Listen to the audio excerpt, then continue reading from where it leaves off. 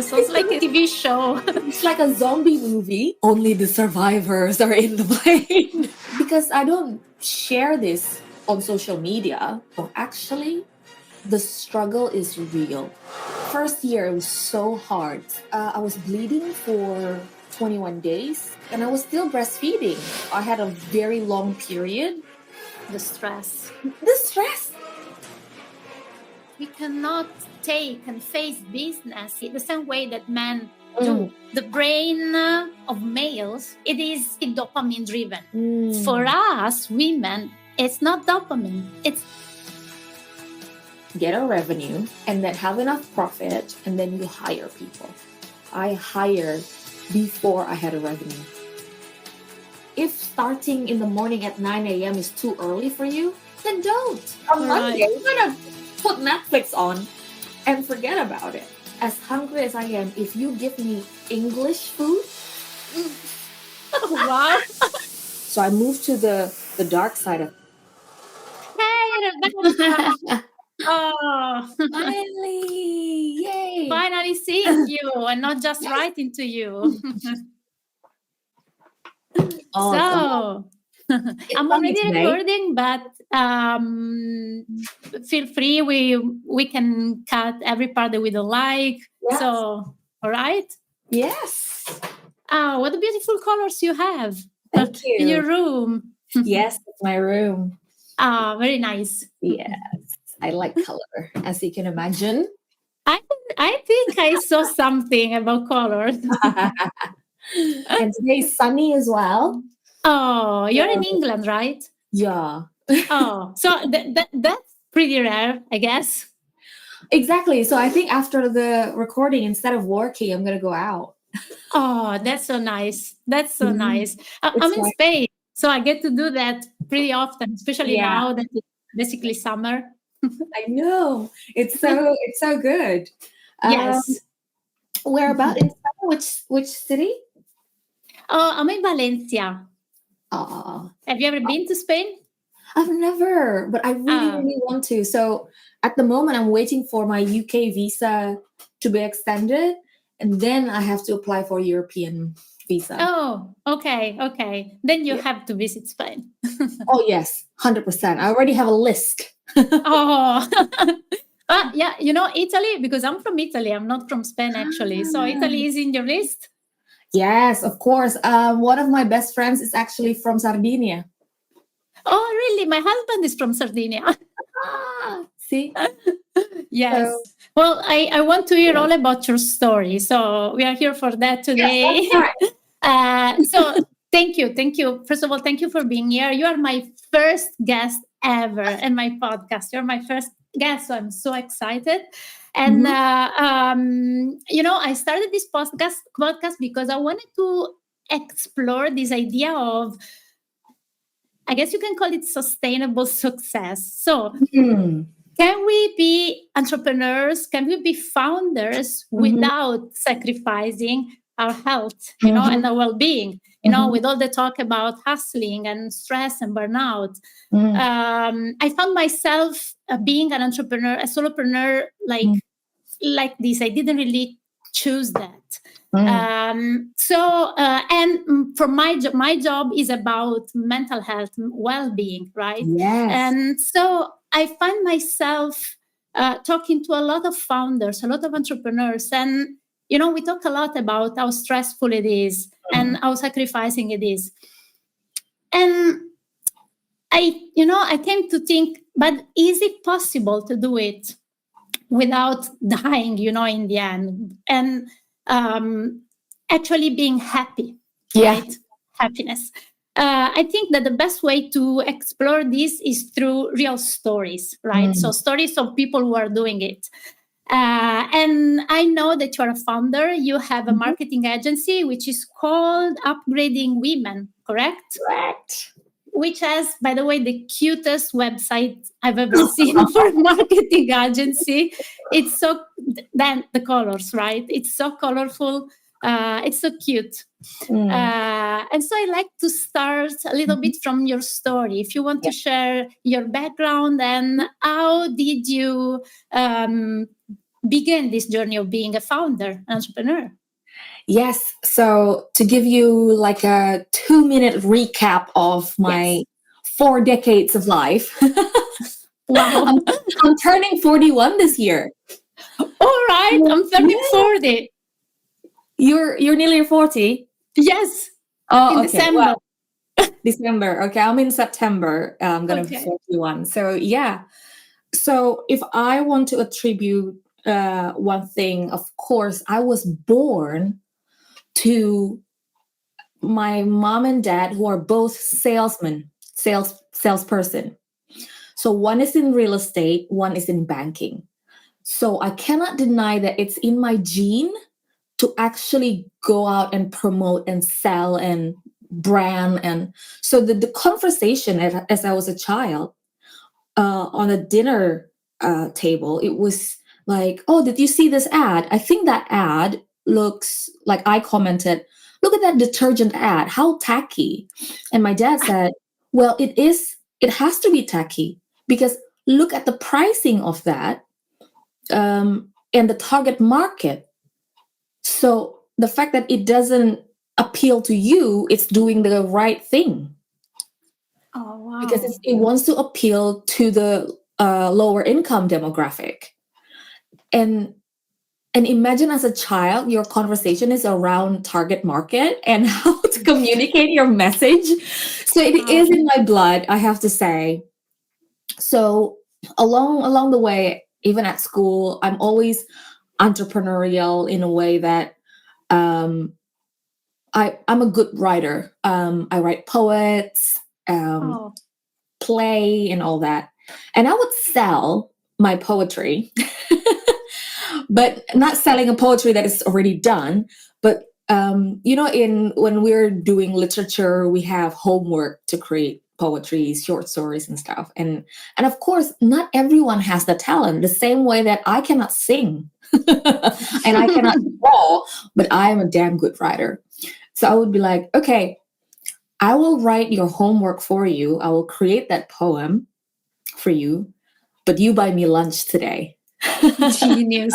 So I'm always thinking that way. It's not that I was thinking it's always transactional, but I'm always thinking like, if I have something that other people need and that they are willing to pay for, then let's do it. Everyone's happy. So, but my journey after university, I went to journalism school because of my writing. I went to the path of the 9-to-5 path, working in media companies, producing magazines, everything about the written word, until I moved to. I was pulled back to the PR marketing world because the money is better. I have to say, I'm like, journalists are like the most important job, one of the most important jobs in the world. We wouldn't know a lot of things if it weren't from journalists, but they don't get paid a lot. They don't get paid well at all. So I was like, talking about sustainability, it was my passion, but it wouldn't be sustainable for me to keep living paycheck to paycheck just because I'm in the wrong industry. So I moved to the dark side of the industry. I work for 5-star hotels, and I still write for them. I write the press release, the website, everything, to a point when we moved to the Web 2.0. I started all of their Twitter, Instagram page, Facebook. So when I moved to the UK, and it was the pandemic, so I moved here 2020. Oof, in the middle of it. Right in the eye of the pandemic, and no one was hiring. Hotels are shut down, as you can imagine. Yeah. So then I thought to myself, what can I do? Again, going back, do I have something that people are willing to pay for? Going back to the poetry again. And I thought, okay, a lot of people are still marketing because all businesses turned to online, right? Everybody turned to Zoom. Usually all the board meeting that you have to fly to New York, fly to Washington, D.C., suddenly it's in Zoom, Yes. right? So all the attention is on screen. So I thought, okay, going back to basic, I'm a very good writer. What can I do? What do people need from a writer that they are willing to pay?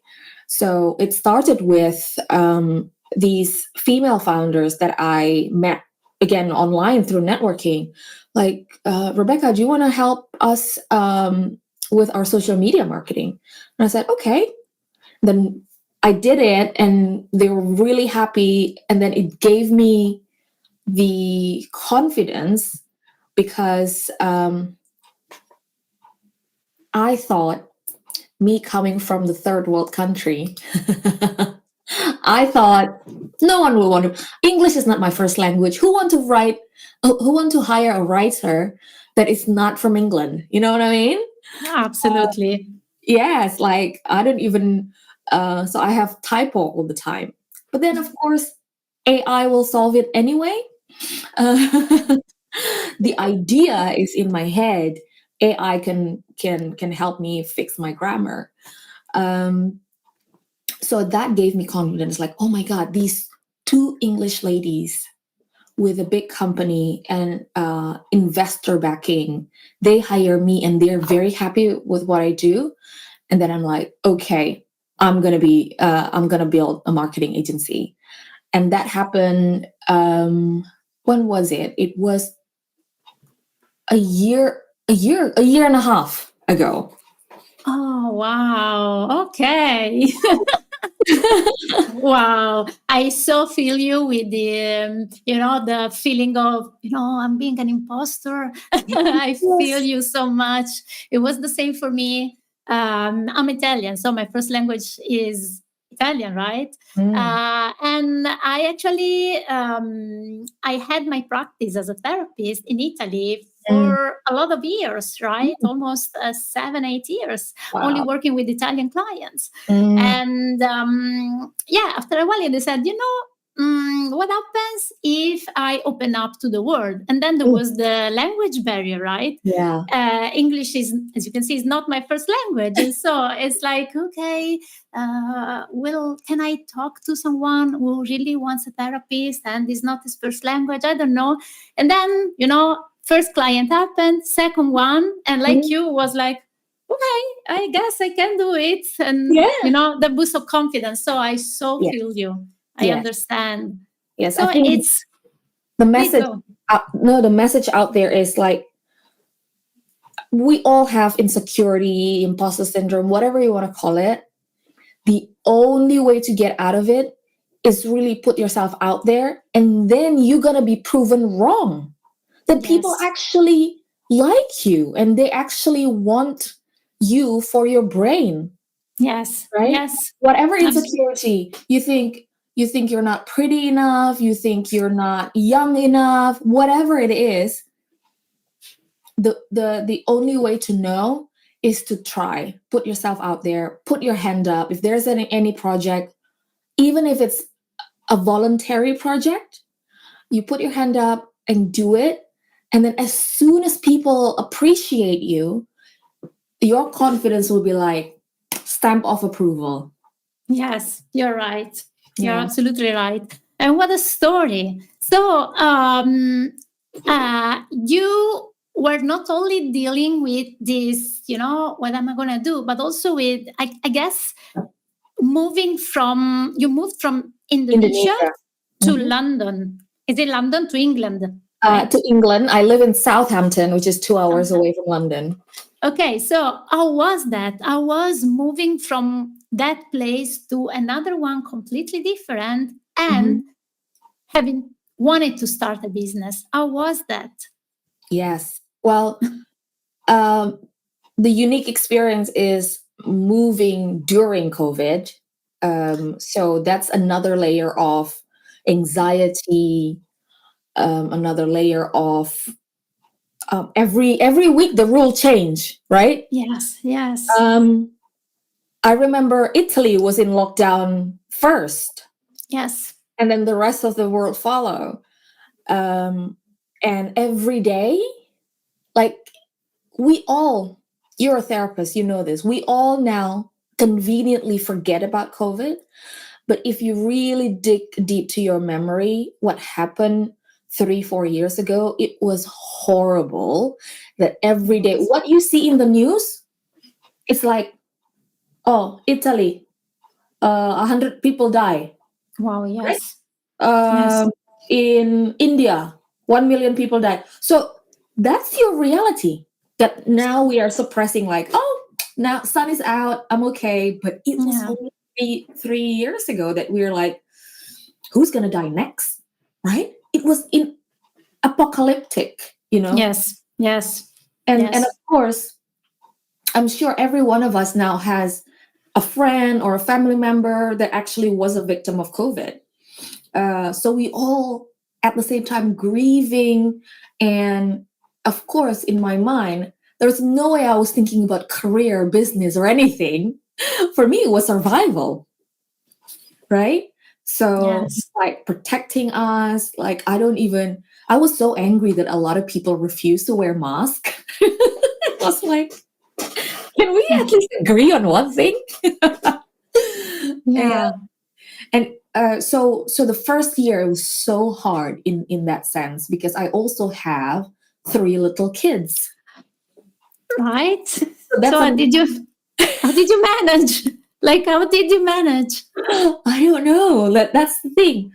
Moving a family of 5 with only 8 suitcases that was allowed for us to come here. In a plane, my plane from Jakarta to London was only like 20% full. So it's empty basically, because it's almost like only the survivors are in the plane. Wow. So it's like Very a TV show. Wow. exactly. It's like a zombie movie. Yes. And we are like, who has COVID secretly? You know what I mean? Like, who is secretly a zombie? Oh my god! Yeah, I know. It's like, oh. Yes. So yeah. So we were like, one person is sitting all over there, one is sitting over here. It's in a way it's quite nice because it's not cramped. Yeah. But it was horrible, horrifying. And then another layer is that I had 3 kids. My youngest at the time was still 8 months. So it was a struggle. It was. And if I'm being honest, I was depressed and anxious and I couldn't sleep. Everything was wrong. I was dehydrated. And it's so silly because I'm not used to drinking the tap water in England. Usually I do bottled water. So I refused to drink and I was so dehydrated. Oh no. Yeah, it was. And I was bleeding for 21 days. So I had a very long period. The stress. The stress, everything. So, and a lot of people, because I don't share this on social media, people think, oh, Rebecca is nice and she is thriving, she is doing it. But no, actually, if you really want to zoom in, the struggle is real. Like, how can you justify, like, even at the time, if you have a medical condition during a pandemic, you won't even get to see the doctor, Yes. right? Yes. You get a telephone call if you're lucky, right? And so I was like, oh my God, what is wrong with me? Do I have cancer? All this. All the worries. Oh, Yeah. yes, of course. And I was still breastfeeding. Because Wow. usually breastfeeding stop you from having period. Yeah. It's the other way around. So all of these crazy stuff, I was so depressed. And when I went to the doctor and I told him that I was depressed, it's like, what do you mean you're depressed? It's normal to have 3 children. Yeah. Oh my God, I was gaslighted by this doctor. And I was like, you know what? I wanted a female doctor. That's how I'm like, okay, quote unquote, anyone can be a doctor, but not everyone can have actual empathy to the patient. Absolutely. Right? Yes. You know Yes. this firsthand. Absolutely. So yeah, so I went. So the same doctor's office, but I want to change. So since then, every time I try to find a doctor, even a dentist, I want a female one. Oh, well,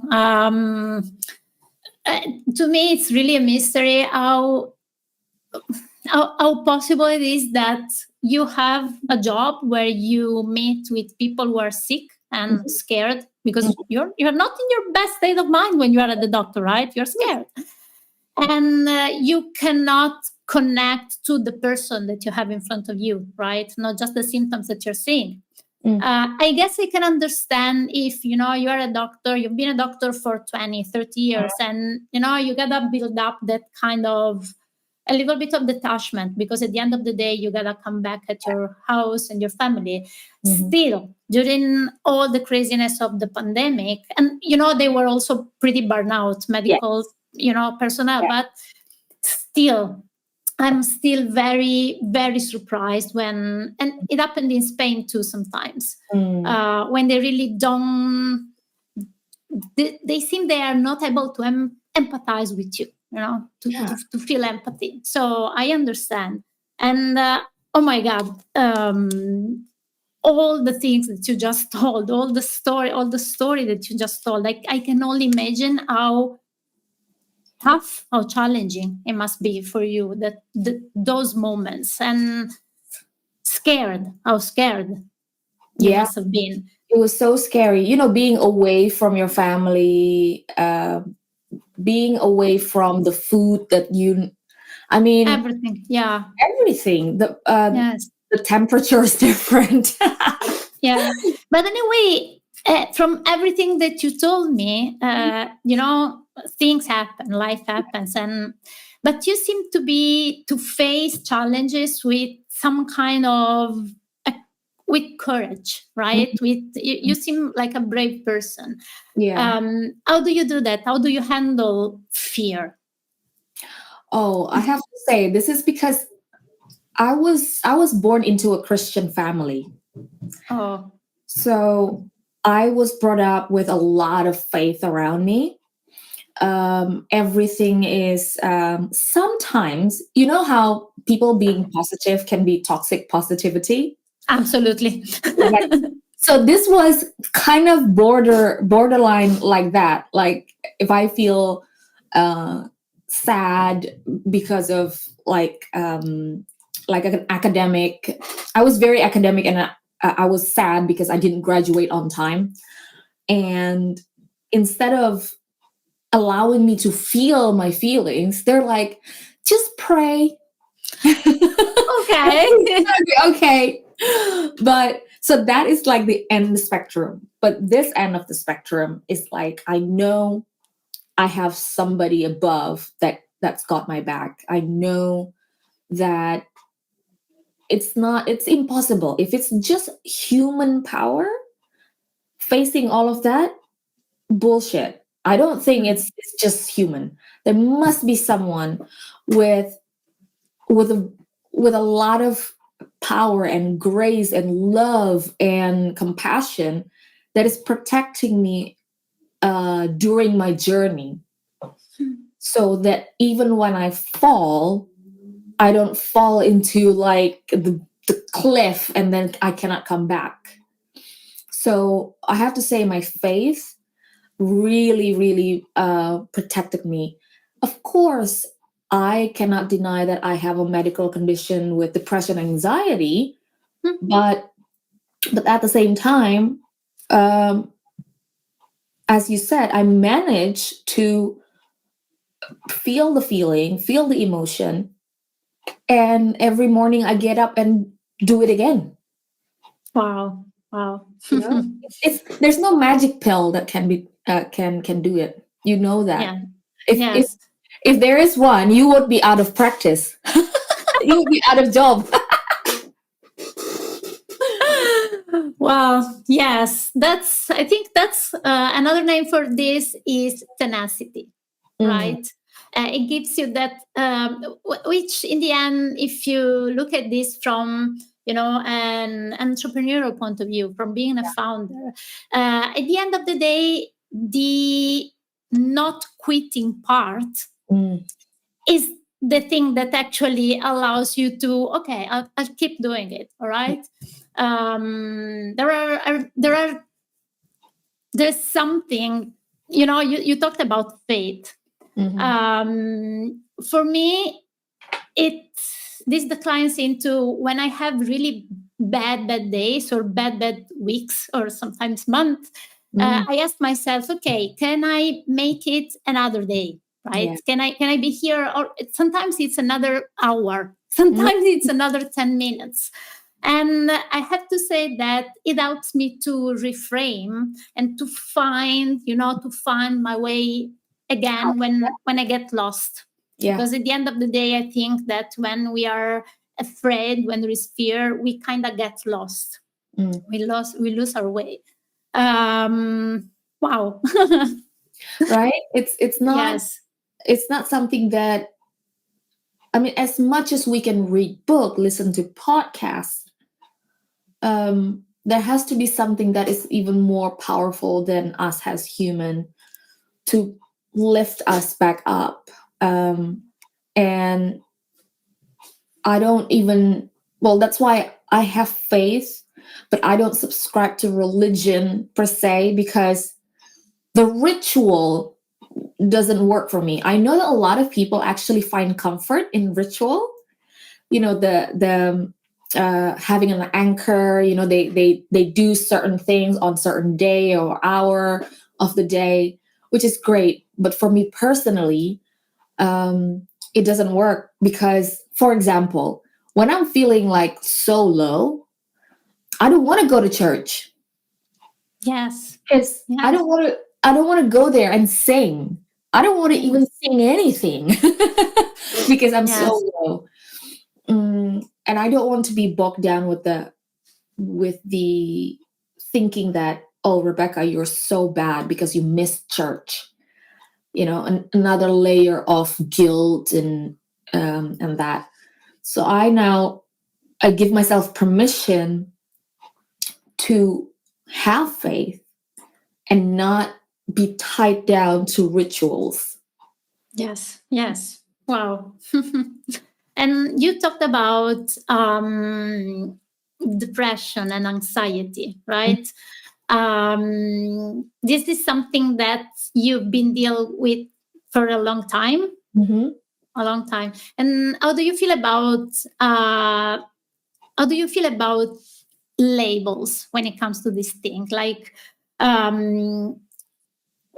I guess someone somewhere told you, this is why you feel this way. You have this, you have that. How do you feel about labels when it comes to your well-being? I actually prefer a label in a way because so I can pin it, like it's this. If it has a definition, it means there can be a solution. So I feel comfort actually in knowing that I have a thing that has a dictionary and medical definition. Okay. So we can find the solution, and I also feel comfort that out there's a lot of great people working on the cause, doing a lot of research on the matter. So yeah, I cannot imagine, imagine maybe 500 years ago, if you had depression, and people think that you are just quote unquote crazy, right? And then and that instead of trying to manage it, you get kicked out of the village, or locked away in a shed. So I find comfort that it is acknowledged that it is a medical condition. Yes. And do you think, how do you manage that with work? How does it impact you? Because it's, for me, my mind and I need to be in a good place. I need to be in a good place in order to work. Yeah. And so when it comes to things like anxiety or depression, feeling depressed, it's pretty tough to combine. I imagine like one day you wake up and it's a bad day. It's a day where you feel pretty low. How do you manage that? How do you go on? Well, first, I have a good self-awareness, like what brings me joy, what would bring me down.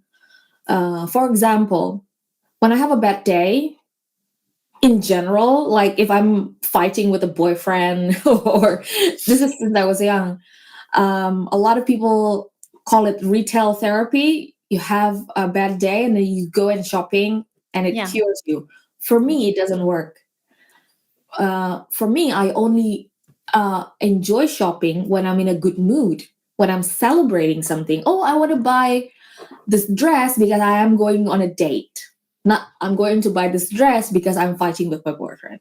So a lot of self-awareness, knowing what brings me joy. One of them is actually because I'm an extrovert, meaning I absorb energy from interaction. I then look for ways where I can go out and meet people. Like that is the opposite of what you want to do usually. When you're low, you don't want to see anybody, right? Yes. But for me, if I meet one friend or I go to an event and I get to talk about anything other than my condition, talking about work, talking about life, talking about all this stuff, and I come home feeling energized just because that's how I operate. Yeah. So that also then informed me early on when I was building this company. Logically, you would get a revenue and then have enough profit, and then the business grows so much, and then you hire people. For me, because I take my energy from other people, I hire before I had a revenue. Wow. Yeah. Because Makes sense. yeah, because my reason to get up is because I know my team is waiting for me. Yes. It's again, I think every one of us should take stock like what actually works for us, because it will be different from person to person. But for me, my motivation to go to work is not even the money. It's not even because I have to pay bills, but because I don't want to disappoint my team and because I want to interact with my team. And even when I'm like, I have a lot of things that I haven't done because I had been so like slow, not in the mood. I told my team, let's get on Zoom and let's work together. Like she can be doing something else, I can be doing something else. I want somebody there. Yes. To have like a virtual relationship. A connection.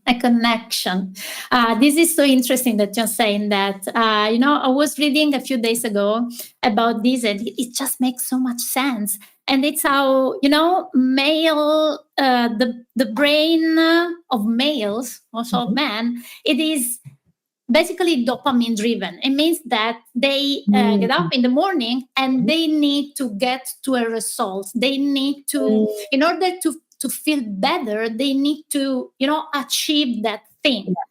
And it's a hierarchy, right? It's an hormonal hierarchy. So at the top of it, there is dopamine for them. And it means that if dopamine is in the right place, everything else falls into place naturally. For us women, it's not dopamine, it's oxytocin, which is the hormone of connection. Yes. So in order for us to feel happy, to feel that we have a purpose, to feel that, that to get out, of a place where we need connection. Yeah. And if the connection is in the right place, everything else, it goes perfectly. Yeah. And oxytocin is the same hormone that your brain gives to you when you are breastfeeding, or when you give a hug to someone, or when you are with your boyfriend, you give him a kiss.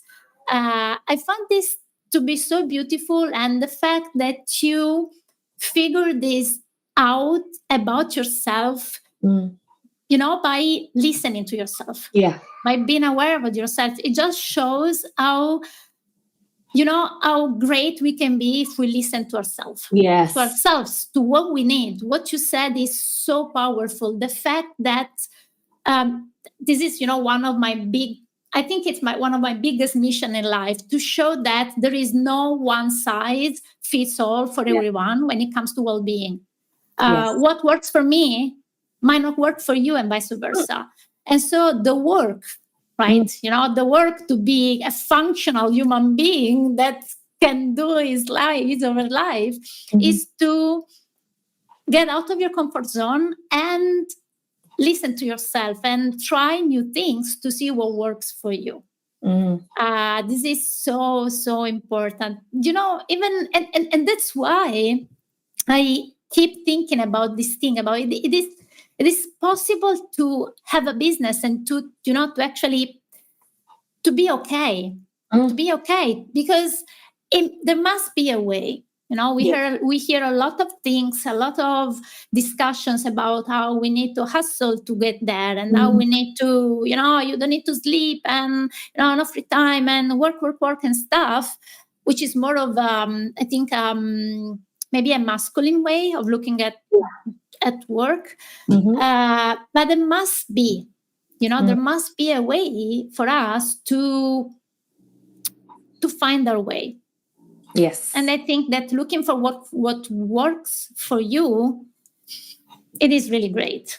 Yes. I think that is the key.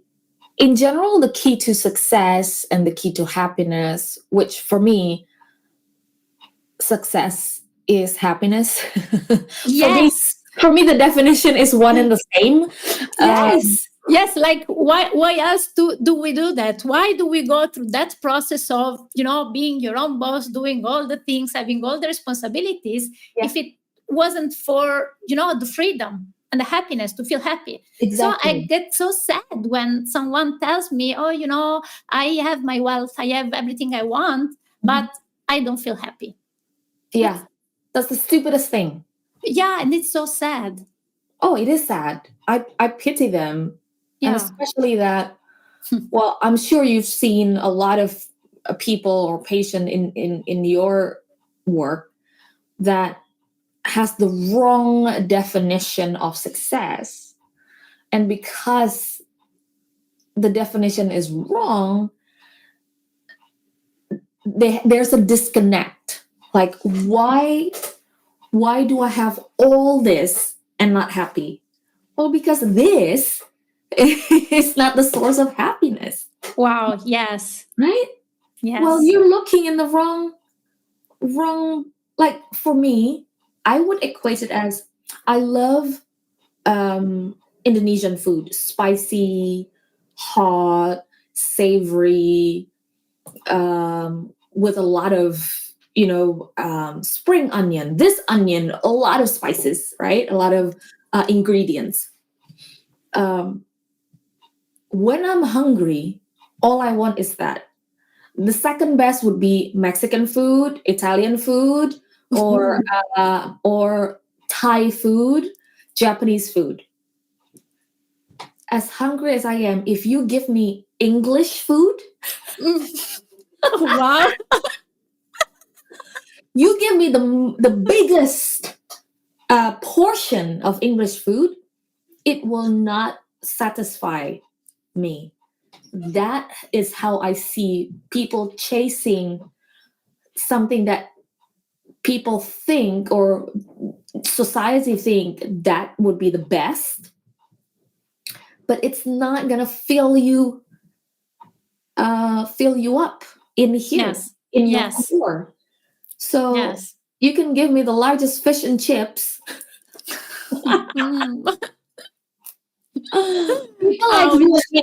People like you and me, we would rather wait. Okay, I'm gonna wait to find another restaurant. I will walk and try to find something else. Yes. Right? Yes. Before I give up and Yes. Yes.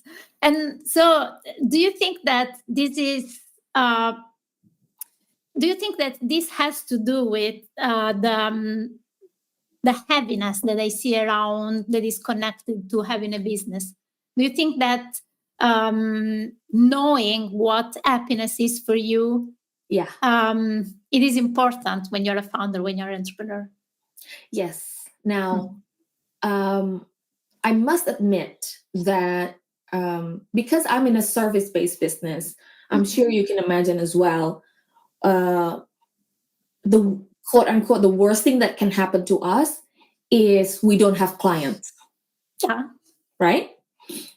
And of course, and every business people will experience this, the high and the low. There's a lot of clients, suddenly they're not renewing that contract, and then you panic. It's like, oh my God, how am I gonna pay the next batch of salary? I experienced that a couple of times, and so I'm not saying that money is not important at all. Money will allow me to get to there. Money will allow me to pay for my staff, and my staff gives me that oxytocin, and that makes me happy. So that is how money makes me happy. But there's another thing that entrepreneurship that not a lot of people talk about. And again, since we're talking about sustainability, longevity as an entrepreneur, the way you react when business is slow really will determine whether you're going back up or you're going to go low and then you're going to shut down.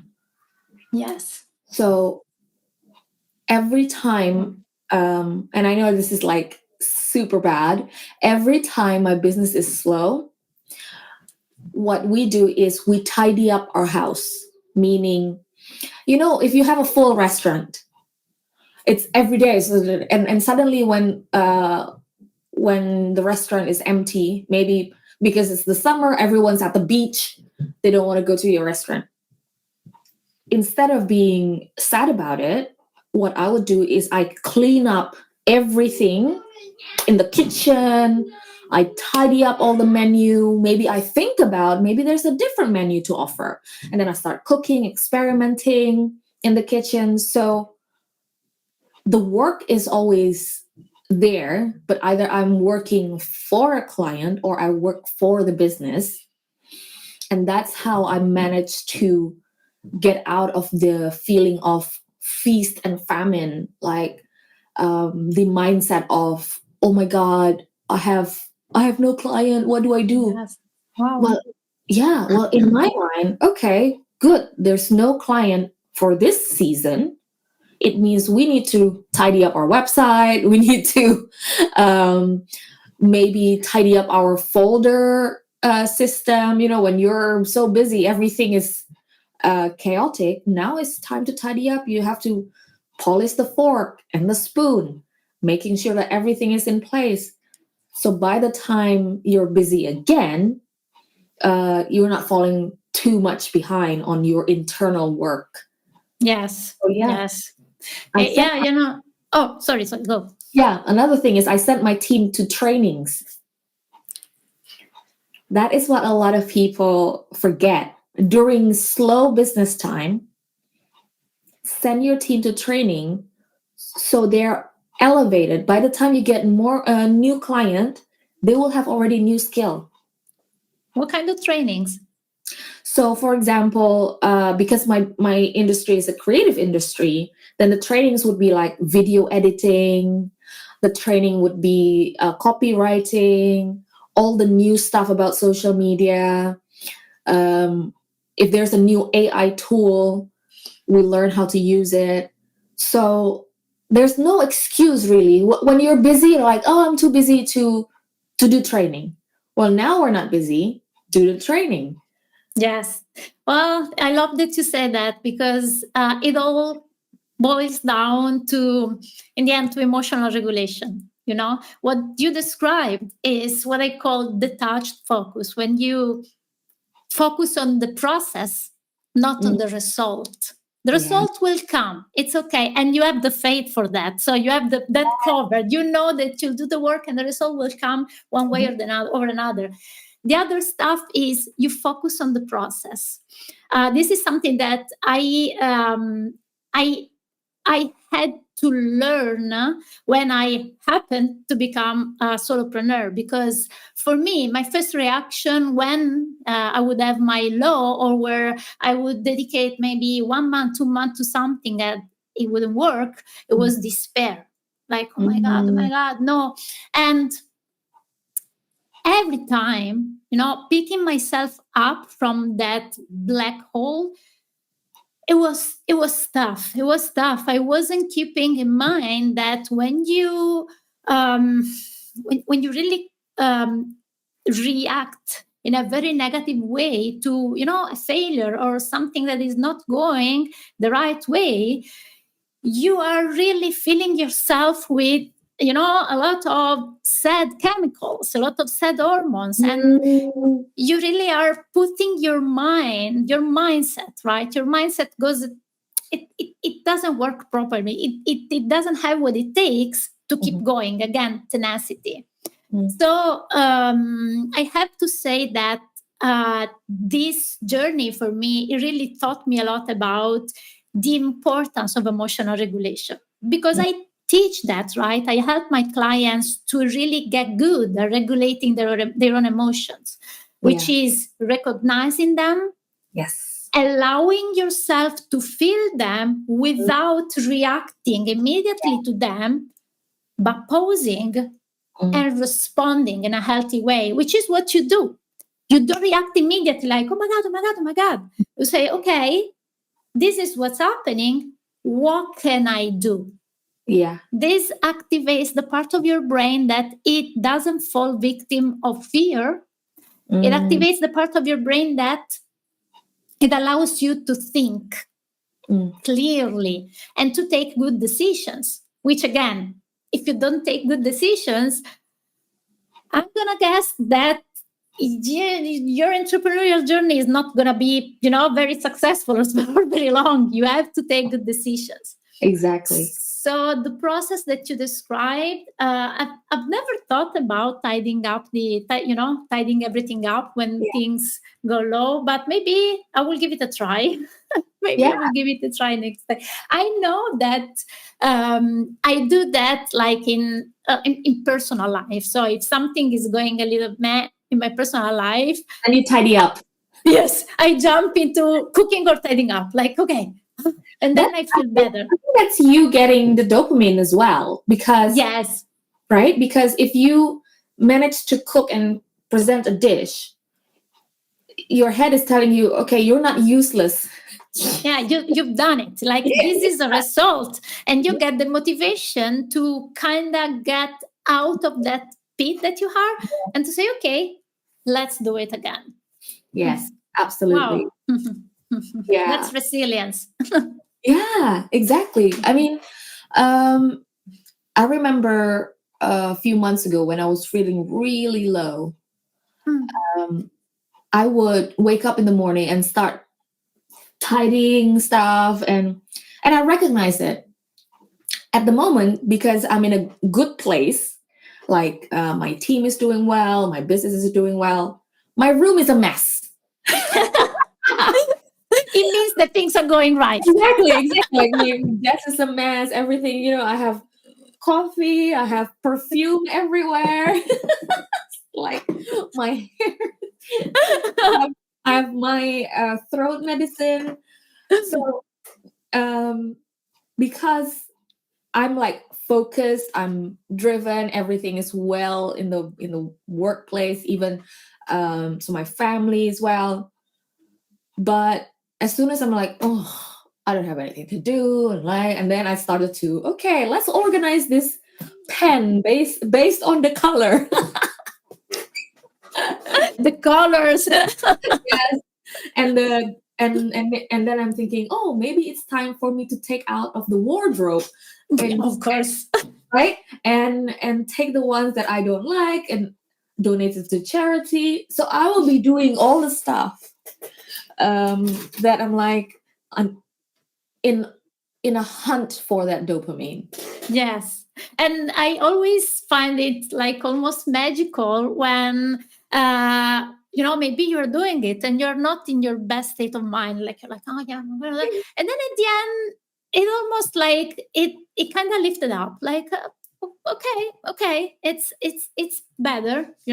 I feel better. I think it has to do also with movement. This is something I learned working with. I worked a lot with helping people with overthinking, because I was a mega overthinker myself. Like, yes. And this is something I learned by working with it. When you are in, it's almost mental, right? It's almost it is never outside, as you said. It's almost like thoughts, almost always thoughts in our head, and we create stories. And this is happening, so it means that. No, you don't know that. You're just telling your story, but you don't feel good about it. And what really helps usually is to, if I'm overthinking and I am my desk, I get up, I get out, I walk around the block. I live close to the sea, so that helps. But I walk around the block, and then I feel better. I think that the thing that we spontaneously do to go and tidy up, it's never stay still. Yes. And finding a solution in our mind. I don't know if it never helped. It never helped someone, but when you are stuck in your mind, moving around, whether it's tidying up, feeding the cat, maybe you go and do something with your kids, it helps. It helps a lot. 100%. I think it's as soon as you, because I think also it makes sense when you zoom out of things. Yes. So taking yourself physically away from the computer, the phone, and you zoom out, you can either have an idea from something that you see, or you're allowing your quote unquote brain to breathe, right? You start to see, if you're thinking about this tree and you move away from it and you start to see the forest. Yes. Right? Yes. Yeah. I was in a course once, and this guy explained it perfectly. It was like, when you have a problem, this is what you do. Right? And so you say, I see all black. Why I see all black? And so I say, okay, get away from it for a moment. And you say, oh, okay, this is a phone. This is not black. All right. And it clicked, right? It clicked. It's right. Zooming out. That's a good strategy. That's something I need to learn. Yeah. And again, another thing that being an entrepreneur by chance helped me to, it taught me that. Yes. Nice. How long have you been an entrepreneur now? Oh my, this is such a difficult question, because I've been having, so I've had my practice for almost 12 years now, right?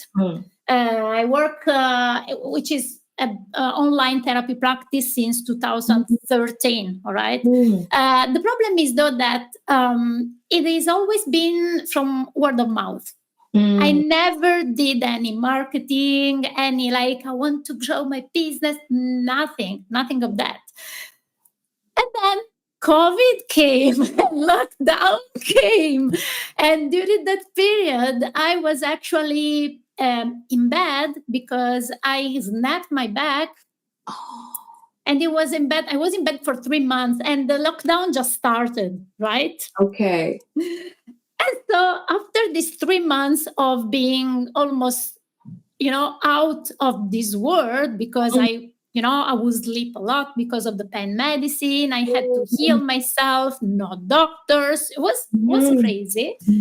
After that, something clicked, something clicked, and it was like, okay, maybe I can do something with that. And I'm lucky enough to have my husband, which is he's in marketing, right? So and in business. So it kind of helped me to figure this out. Like, what do we do? How do we grow this up? What do we do? And so I started my business 13 years ago, but I feel that I found myself being a solopreneur maybe 3 years ago. Never chose it, never wanted to be, a quote unquote influencer or nothing at all. Yeah. But you gotta put in the work if you want, your journey, your business to grow. And so the answer is difficult. I think that I'm gonna ask, maybe I'm gonna reply from now on, like 3 years. 3 years I've been I'm learning what it means. And I've encountered I have, to be honest, a lot of stress in during this process. I think it's only normal, Yeah. But my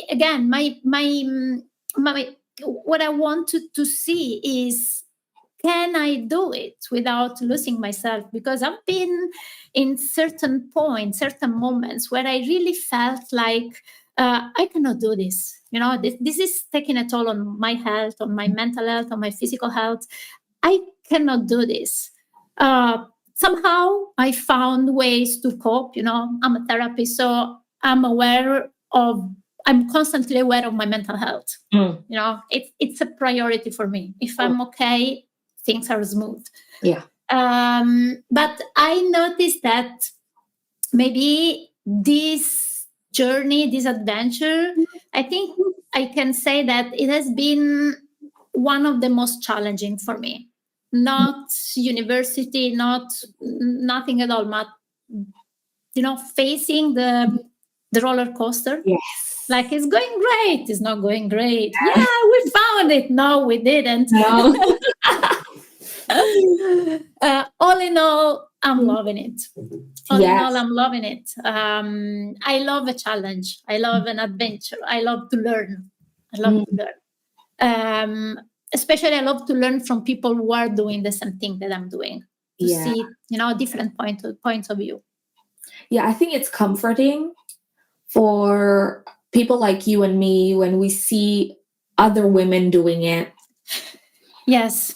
Because especially if they are a few steps ahead of us and we're like, oh, okay, if she can do it, I can do it. I can do it. Yes. Yes. The female part, right? This is another thing that is pretty close to my heart, because for solving personal health problem that I had, I went a lot into studying how our menstrual cycle impacts us. Yes. Right?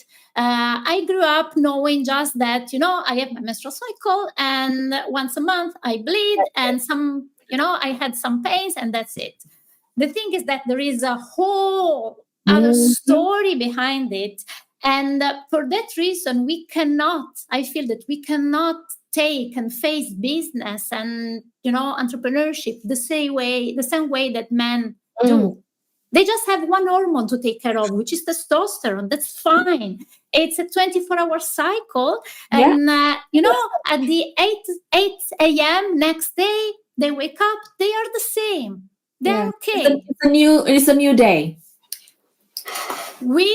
28 days. This means that I wake up today in a way, and tomorrow I'm going to feel different. Yeah. A little bit different. And I have to face that. And if I don't know that, if I don't take that in consideration, again, then I'm going to jeopardize my health. Yes.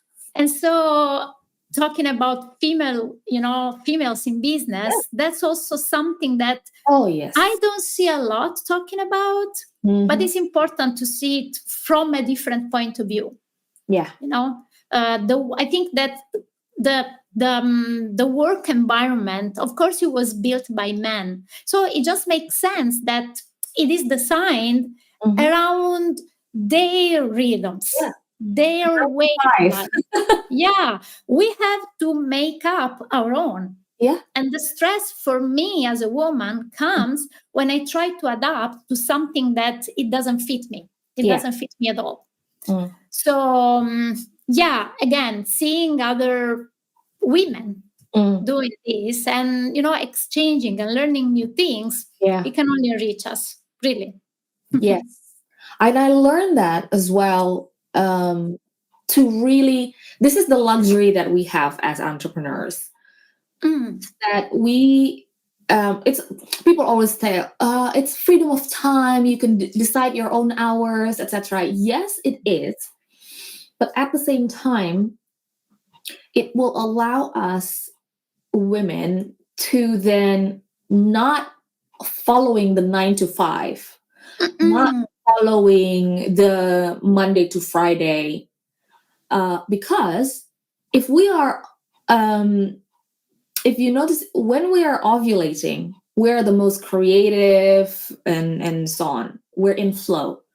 If it happens on a Sunday, I'm going to work on a Sunday. Right? But on Monday, I'm having my first day of period on Monday. I'm going to lie down. I'm going to put Netflix on and forget about it. Yes. Yes. I think that is because a lot of people forget that the freedom as such is not only because, I can work from anywhere. I can go to Spain next week. It's not just the big stuff.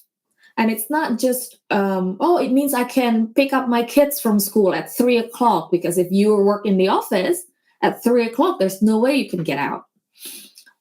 But for me, if we can take things further by harmonizing our cycle, and even now, as I learn, eating 3 times a day, like this is the time for breakfast, this is the time for lunch, this is the time for dinner, that also, I'm thinking, as soon as I arrive in England, they have a lot of tea. A lot. Like every hour, it's like, gotta put the kettle on. Wow. How much caffeine? Yeah, and it doesn't, it works for them. And I can see how it works for them, because the weather is so cold and depressing that they find comfort in tea. Yes. But it doesn't work for me. What works for me is the way I eat is, I eat big meals 3 times a day, but I don't snack at all. I don't snack. I don't, if I have a coffee, I have it 1 in the morning, and that's it. The rest of the time I drink water. And I have like big breakfast, like rice and chicken for breakfast. And people are like, what? Yeah. Yeah, but that is how I function. I don't have to subscribe to other people, other culture, other gender, the way they function. And like my husband is English, and at lunchtime he just eats salad or a sandwich, and for me it's like, what is that? And people are like, I cannot eat anything heavy during breakfast or lunch. Yeah. Like, I will be like dead if you give me sandwich and you expect me to go back to work after lunch. I'll be like dead. But other people say, well, if I eat big meals during lunch, I will be too sleepy. Yes. Right? Yes. But again, the whole time we're talking about our entrepreneurial life, the lifestyle has to really match, like personalized with you. Yes. And Yes. you. Absolutely, absolutely. Well, this is a big one. This is really a big one. So I guess that one we can say that the initial question in can we make it without losing our Yeah. well-being? And I guess that we can say yes, you need though to do the work. You need to personalize your lifestyle and to find what works for you, whether it's a Yeah. routine, whether it's your food, whether it's what makes you happy, Mm. or religion, whatever. Yeah. But you have to find what works for you. Yes. Again, there's no one size fits all. Yes. And that's Nice. our homework, to then do a lot of self-discovery Yes. and use that Yes. self-awareness to tweak any Yes. 1% of improvement. If the desk that you work on is not comfortable, move it. Move Yes. it for you. Yes. Yes. Um, Wow. so even everything we think about our skincare, our cosmetics. If it doesn't work for our skin, we change. But so is our business, our entrepreneurial journey. If starting in the morning at 9 a.m. is too early for you, then don't. Yes. Slot your meeting at 12 o'clock. Yes. Yes. Right? Absolutely. So truly live up to the definition of being your own boss, right? And Wow. really find things that work. It's being our own boss is not just a fancy word that we put on Instagram. Wow. That's a great message. That's really a great message. Thank you. Thank you. Ew. And if our listeners wanted to find you or to get in contact with you, where will they find you? They will find me hanging out all over LinkedIn, and that's Okay. how we met as well. Yeah. So find me, Rebecca Leppard. I'm the one with the flamingo, and I'm the one with pink all over it. And All over. all over it. And you'll find me talking about being a mother, an entrepreneur. You're gonna find me talking about how we should build our personal brand, we should market ourselves. And it's not just because we want more money, more sales, but when we empathize with people, with society that we want to help. Like for you, Daniela, you know that there are other therapists who's actually not doing a good job. We know that. Yeah. Can you imagine if you don't market yourself, and people therefore will just get a bad therapist? Yeah. It would be very bad for society. That's why if you think about especially as female entrepreneur, because we are usually too humble to promote ourselves. But this is not a self-promotion. This is not vanity. This is you with your compassion. You're showing the people how to actually do the thing that you're good at in the right way, in the correct way, in the helpful way. It's like you're spreading the gospel, like, look, this is how we do therapy. Or if you are a business coach, look, this is how we do business that is ethical, that is sustainable, that is not elbowing each other left and right. And like me, if you're a marketer, you're doing marketing in a way that is marketing to heart instead of scaring people, like, if you don't buy my lipstick, you will feel ugly. So marketing it to heart, like if you if you want to buy a lipstick that match your mood of the day, then buy my lipstick. So it's a completely different messaging. It's selling the same thing, but you're marketing it to heart, not out of fear. So yes, please, female entrepreneurs everywhere, if you're listening to this is your sign to start promoting yourself, because you are helping other people. I can see. I can see why I read so many nice and sweet review about you and your work. You really talk about what you do and the marketing. in a way that it doesn't really feel like business. It really feels like you connect. The oxytocin must be, running like crazy in your body. You really value connection. I can see that. I appreciate it very much. Thank you, Daniela. Yes, it really was a pleasure. It was a beautiful first experience as a podcast host with a great podcast guest. And I really hope that we keep staying in touch. We keep talking, and updating each other on LinkedIn. And who knows what the future holds for us? Who knows? Yes, we'll see. Who knows? Maybe I'm going to move to Spain. Well, I cannot say that I'm going to move to England because, I tried something similar. I lived in Amsterdam for almost a year and I couldn't make it because of the weather. I just couldn't. I come from a sunny place like you. I couldn't. No, so, not good for our mental health.